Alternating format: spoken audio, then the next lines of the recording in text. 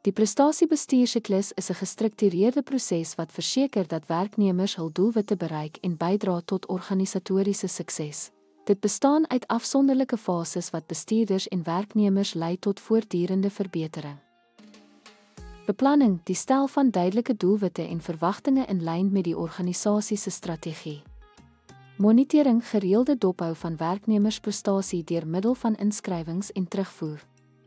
Ontwikkeling, die verskaffing van opleiding, mentorskap en hulpbronne om vaardighede en vermoëns te verbeter.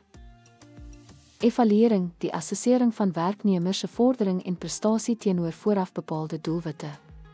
Beloning, erkenning en beloning van werknemers vir hul bydraes en prestasies. Hernuwing, aanpassing, gebruik terugvoer van die evalueringsfase om doelwitte en strategieë vir die volgende siklus te verfyn. Die prestasiebestuursiklus verseker deurlopende werknemersontwikkeling en beleining met organisatoriese doelwitte. Doeltreffende implementering lei tot 'n gemotiveerde werksmag en verbeterde besigheidsprestasie.